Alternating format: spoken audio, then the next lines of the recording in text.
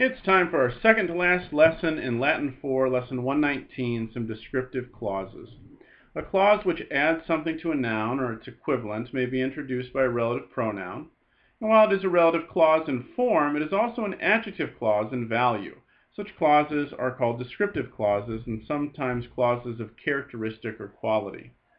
Ordinarily, when these clauses merely state a fact concerning some given antecedent, they take a verb in the indicative.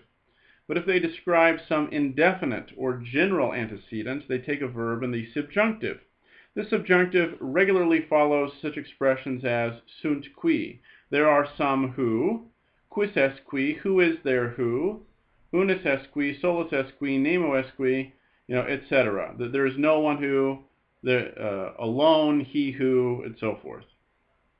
So try the translations. Petrus ut ante ad te scripsi omnis libros quos frater suis reliquisset mihi donavit. So what's the main verb? Donavit is the main verb. So Peter, in order that before I have written to you, that is the Peter about whom I've written to you before, gave to me, donavit mihi, what did he give? All the books which his brother had given up. 2. Ego non dum habeo quod ad te ex his loci scribam. I do not yet have that which I write to you from these places. So I do not have that thing about which I wrote to you from this location. 3. Ego quem fugiam habeo, quem sequor non habeo.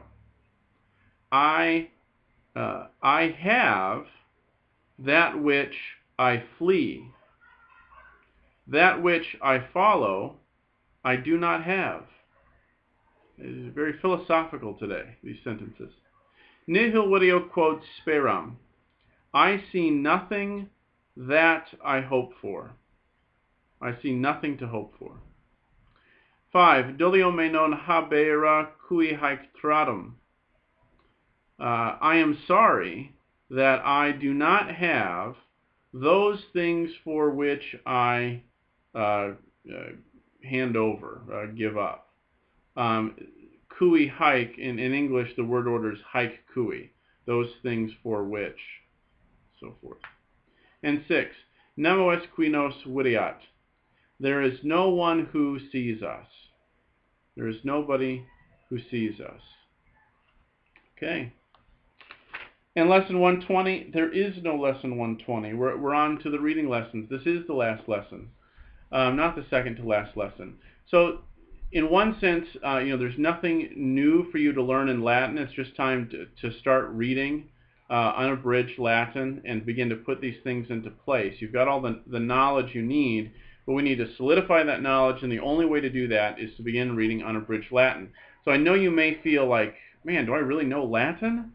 But trust me, you are ready to tackle the next project. So sign up for the next class, reading Kaiser's Gallic Wars, Book 1. We've got a great system for how to read that. And in this class's syllabus, you have the books to order. I would order those now, and I'll have an introductory lesson on how to use those. I'll put that up, how to follow this method of working on a translation, and I'm very, very much looking forward to next term. It's a lot of fun to actually read some real Latin. So, Lord willing, we'll see you then.